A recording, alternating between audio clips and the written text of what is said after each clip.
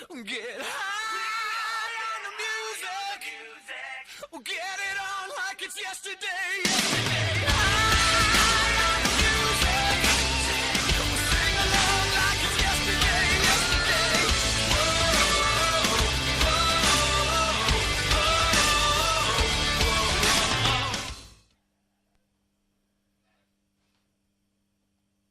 Hello and welcome. You're watching The Mews, and in today's segment we're giving you a taste of what it's like So in the music acoustic Mews, industry what is it? and what it takes to make A it in fab one of the play. world's most desirable industries.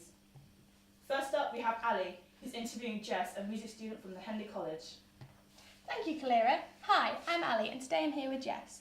You're an aspiring singer. At what age did you start singing?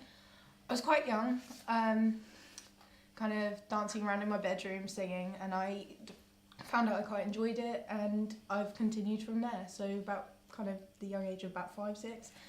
Okay, and what inspired you to start singing?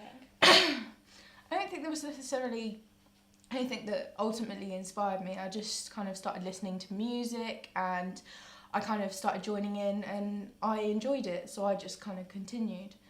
Do you feel like music has helped you in any way in life?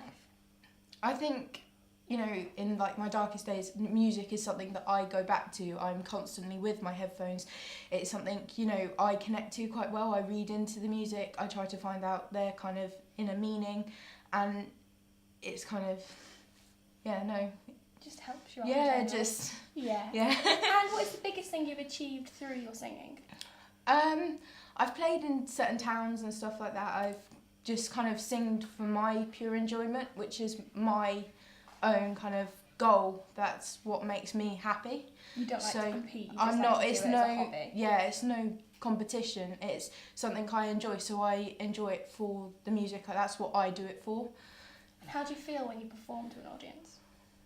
It's uplifting, I guess. I love music. I find it so inspirational, and I'm glad that I can kind of share my music and my kind of tone with other people.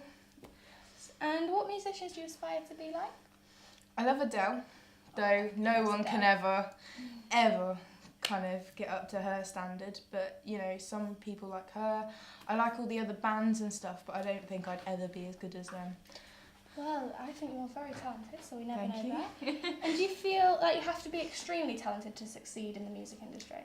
No, I think it's more about passion. I think you have to have the passion and the drive to want to do it, to, you know, really and truly achieve it. And I think there's an element of talent. You can't get anywhere if you're really bad at singing, but, you know, Evidently just passion. that you just need to have. passion and the enjoyment. Yes. And Yeah. in 5 years, where do you feel like your singing will have taken you, hopefully? Hopefully again to other towns and stuff like that. I don't expect to be anywhere too far. It's kind of a hobby for me, and it's something that I enjoy and want to do in my own time. And yeah, You just want to expand, but just not to too large. yeah, just to do it like on my terms and to achieve what I can, if you know what I mean. And thank you very much for joining us today, Jess. Back to Kalira in the studio. Thanks Ali, that was definitely an eye-opener. Up next we have Jo, who's chatting with Maggie. She's in charge of the monthly acoustic night at Mews.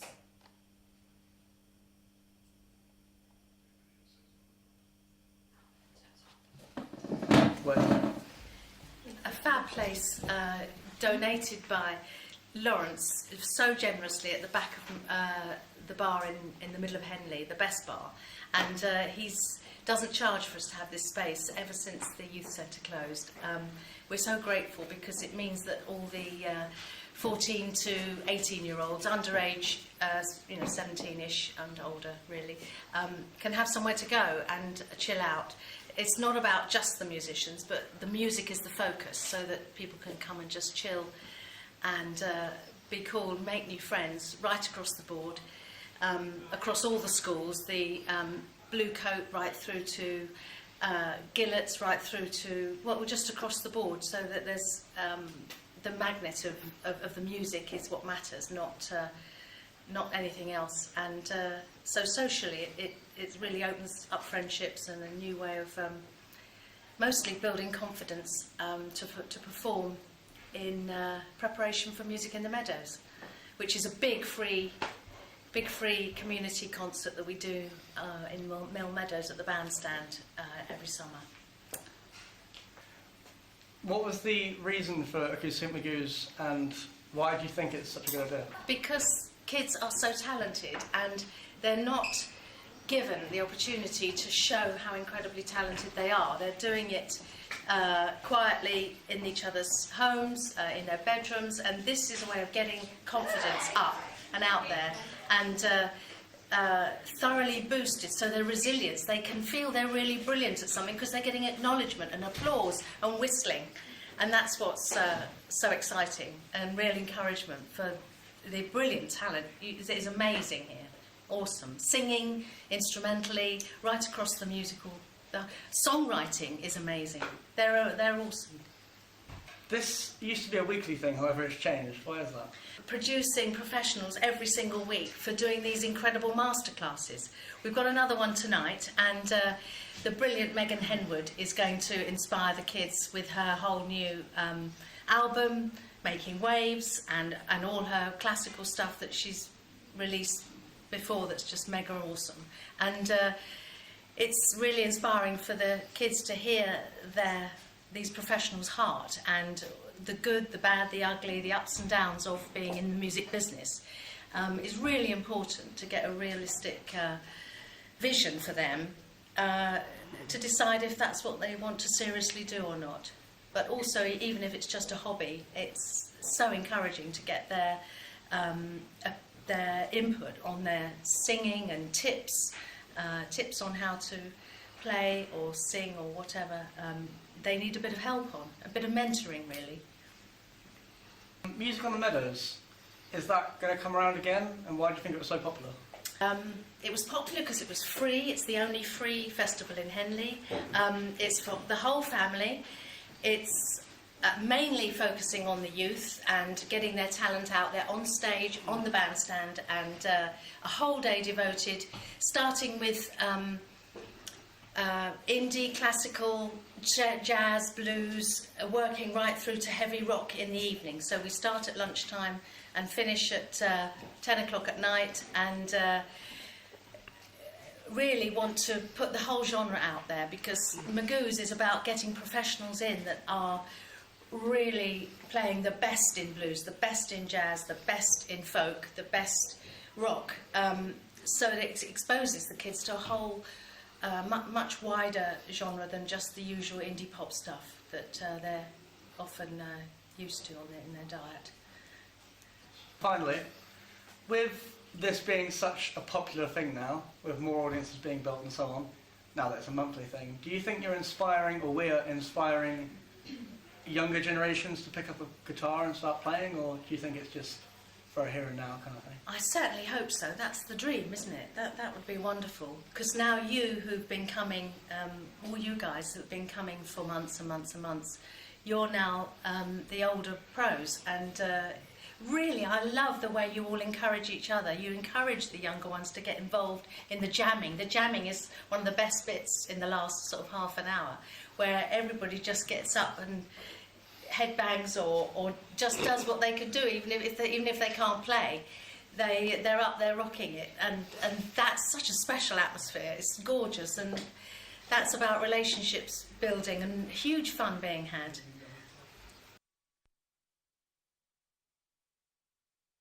Oh God. And live. Thanks a lot, Joe. That was quite an interesting interview. Here in the studio we have Taz, who's interviewing Steve Morano. Hi Steve, thank you for coming today for this interview. That's all right. So Steve, how long have you been interested in country music, and who was your first major influence? Yeah, I mean, my mum and dad used to play records, country. I'm interested in loads of music. But if you really look into a lot of music, you know, the Stones, Beatles, they've all got you know, a bit of country in there. Yeah. So I think there's country in a lot of music. But yeah, I was brought up on a lot of you know, songs from Nashville and stuff like that. Thank you. What did you start first? Was it singing or guitar, or was it something that you both liked doing together anyway? I remember trying to get in a Christmas play as an actor when I was only only like 5 or 6, you know, and I didn't want to get in the choir, and I just, so when I sang, I wasn't really nervous about the audition for the choir as a 5-year-old kid, and Yeah. they went, "You're definitely in." So it was then I knew that I could sing. Yeah. You know, I had a natural ability to sing. The rest was just putting in the hard work. Yeah. So it was that. It was singing that was my passion, and everything. I wanted to be Sort of taken followed seriously as a afterwards. musician. So I felt I had to learn, you know, back that up with Some instruments. sort of instrumental. Yeah. So- And thank you. Sorry. That's all right. When did you decide music was something that you wanted to do as a career? And have you always been solo, or was it like, were you part of a band before or anything like that? Yeah, I've been in heaps of bands in Oxford, in London, and you know, it's something that's I think it's something that's really in you. It's who, you know, I'm an artist. I write my own songs mainly, so I think it's something that you don't really have a choice with. It just kind of is. You have to do it. Yeah. Regardless, even if you know whatever else you're doing in your life, it doesn't matter. It's always there. Just a sort of a calling. Yeah, I think it's, you know, a little voice says, you know, you have to go out and perform or write songs and stuff. It's something that's close to your heart. So yeah. And where did you perform your first gig, and what was it like performing in front of an audience? I did a solo gig in Northampton once with a band, just on this old guitar. It wasn't particularly that good. It was, you know, but it was a start. Yeah. And there's a lot of encouragement. I mean, it was all right. But with my band, I played a proper gig with my first band called Homegrown, which was years and years ago. It was at an old workman's club in Aylesbury. I've actually got video footage of that, and I stuck it on YouTube. my first gig is brilliant to see. You can see how far you've come on. Yeah. You know. It's good to sort of have like where you've been and Yeah. where you've come to. Yeah, but the passion was always there. So. How did you get into the music industry? And if you had any advice for any aspiring musicians, what would it be? I'm definitely, you know, in the industry and earning, you know, making a bit of a living out of it, Yeah. you know, as well as all the other things I'm doing. And I think the best advice is just to be really true to yourself. So if you like a certain, don't let people change you. You know, be open to change, but only if you really want to change. Don't try and fit in. Try and just do what you want to do, and I think people will end up giving you more respect that way. Yeah. I think it's important. Yeah. And thank you for coming. And my Sorry. final question would be, what is on the horizon for you music-wise? Do you have any new songs coming out? Yeah, I'm always writing songs, always busy. I've 1,000 times since I've been playing for 20 years, you know, trying to sort of get out there as much as I can. And I've had many promises within those 20 years, but I'm pretty sure something really good is going to happen in the next couple of months. It's quite major for me. That sounds really And, fun. and I'm like, oh my God, I can't fall for this again. Like, this is like, I promised myself a few years ago I'm not going to fall for something, but apparently it's, you know, It's for real this time. apparently it's really for real. Something really nice is going to happen. Don't know what I mean. There was, as I was driving in today, I heard Jules Holland and Rebecca Paul. Used to be a student at Henley College, and she played at the Albert Hall supporting Jules Holland's orchestra a few days ago. Really? So, you know, these things do happen. Yeah. You it's know, just- and I've met Rebecca, and you know, and you know, it's just, you just have to keep on plugging, and eventually You'll get there. something really nice will happen. That's really, you think, oh, I've achieved that. I'd love to play the Albert Hall. Yeah. You know. Be amazing. That would be something It'd just quite be, spectacular to do. it would be a, you know, a dream come true, I think. Yeah. So, but we'll see. Well, thank you so much for coming, and You're thanks for your welcome. time, and You're thanks for welcome. answering all the questions. No problem. All right, bye. Cheers. Music, get it on like it's yesterday.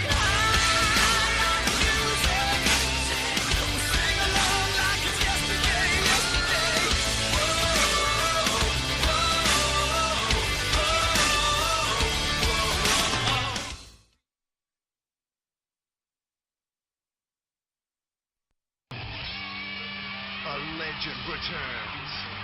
Iron Maiden bring you the Book of Souls World Tour.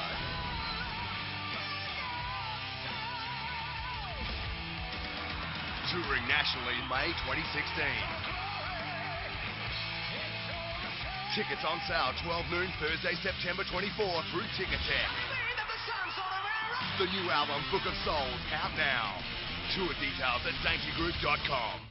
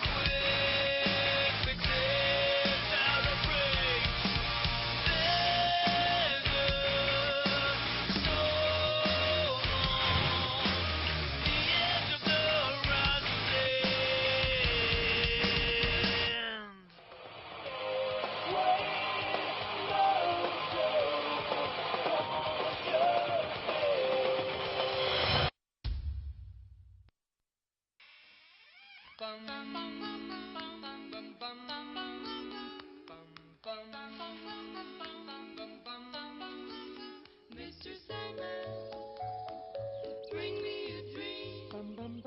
Make him the cutest that I've ever seen.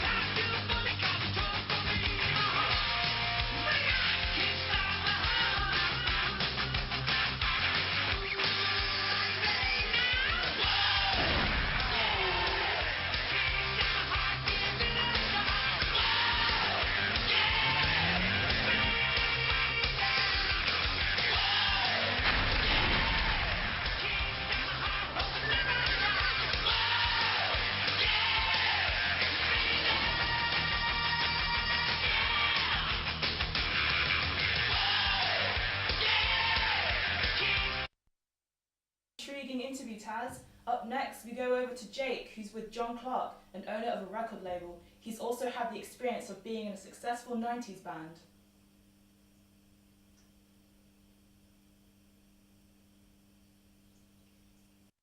Get high on the music. Get it on like it's yesterday. High on the music. Sing along like it's yesterday.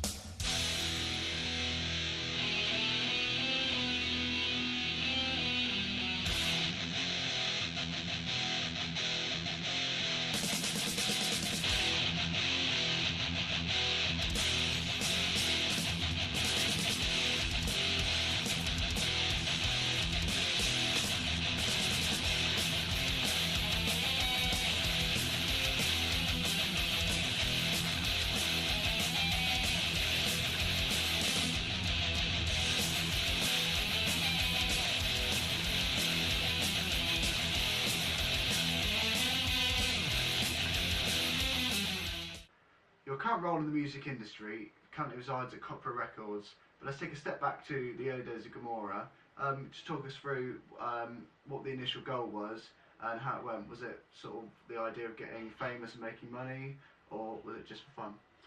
Yeah, it started off probably late 80s, 88, 1988, 89, after me and Jose went to Monsters of Rock up in Donegal to see, I think Iron Maiden headline at the time, and Guns N' Roses, their first UK appearance. Just experiencing the whole festival scene and the reaction to the crowd. It's like we wanted to start a band. We started a band initially for fame, just get out and get ourselves known, and money probably was the second thought.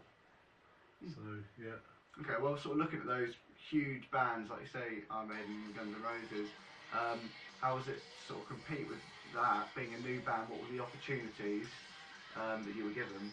Opportunities at the time were pretty thin on the ground. It was all what you could do for yourself, self-promotion, using things like fanzines, magazines, tape trading, you know, bearing in mind late 80s, early 90s was sort of pre-internet days. So yeah, a lot of self-publication, doing tours, gigs, gigging up and down the country, to the point where you played every dive in the country, and it's got bigger and bigger and better till we started touring, going abroad to Europe, headlining festivals, going to America, headlining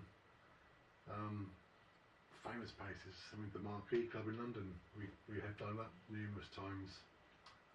Making videos, seeing yourself on TV, it all stemmed from nothing, and the ultimate goal was fame, which to a certain degree we achieved. Okay, well, sort of taking those steps that you took and putting them into the now, what are the chances that Gomorrah would make it starting today? I probably even more so with the help of modern technology. I mean, the internet, media. I think there's a lot more opportunities to get yourself known. YouTube, you know, all those sorts of things. But it still boils down to dedication. When you get five good mates who are dedicated to what they're doing, and not just having a laugh, mucking about, take it serious. And I think nowadays, as hard as it would be, it would be easier. I think just for the using modern technology. Okay, well, looking at being a businessman now, so putting the Copper Records hat on, what are the opportunities that you give to bands now, and what do you offer them? We offer, I mean, bands with a proven record that have got a good fan base, that have established themselves on the touring scene. We release albums with set budgets in mind. I mean, it could be anything from 25,000 to 50,000 to promote and publicise a good release. On the flip side, because there's so many good bands out there and the budget is limited, we derived a sort of a different label, a different approach to things. Whereas Casket Music is a self-finance label, so the bands that want to put themselves out show their dedication by paying for their own printing, their own CDs, and much of their own publication and promotion. We do it through the label, set up distribution worldwide, and take a percentage. Yeah. And is the way you're doing things? Do you find it's effective, or do you find that there's a better way to do it? Lots of bands, don't forget, as knowledgeable as they are, and modern days, and it's easier to understand the way things work. But lots of people are still need that label backup, an established label name with worldwide distribution. Just takes the band to the next level. I mean, any band can record themselves, stick themselves on the internet, sell a few CDs at gigs, but to take the next step up, you need an established label, an established brand to just to help you push up a little bit further. Okay. And the bands that you've worked with previously, Earth 9, Forever Never, Panic Cell, those are really, really big names. And what was it that actually got them to that point of fame and you know, being noticed? Or what was it that you did to take part of that? We've got in with them probably in the early days of their career. It's a band with self-belief, dedication, talent. Obviously, goes a long way.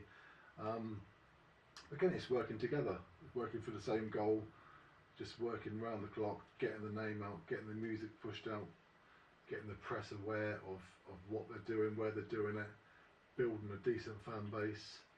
And it's just, for every success story, like you mentioned a few bands there, for everyone that does something really decent, there's probably 10 bands that don't, or more. They fall by the wayside just through lack of dedication.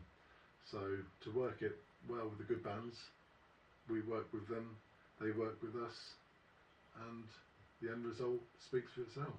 Okay, and finally, what do you see of the future of the music industry?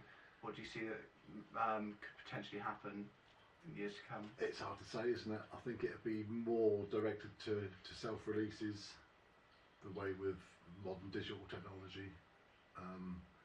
The more bands get to know how to do it, it maybe won't need so much of a label presence, a label backup. But who's to know? It's you can't. Well, if anyone could predict the future, I think we'd all be sitting pretty. So, okay, time will tell. Great, thank you very much. In order to make it into the music industry, you don't just rely on your talents. This has been your weekly dose of the Mews, and to round it all off, we have Steve here performing She's Too Jealous. Thank you and see you next week.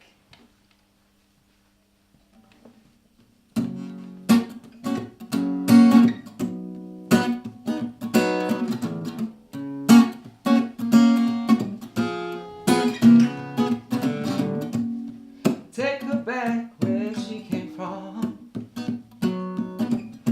Oh Lord, ain't done wrong. Take her back, leave her be. 'Cause my baby, she's too jealous for me. What's that girl you out dancing with? Oh, just a friend. What's that number on your telephone? Will this never end? Take her back where she came from. Oh Lord, I ain't done her wrong. Take her back, leave her be. 'Cause my baby is too jealous for me. She's too jealous.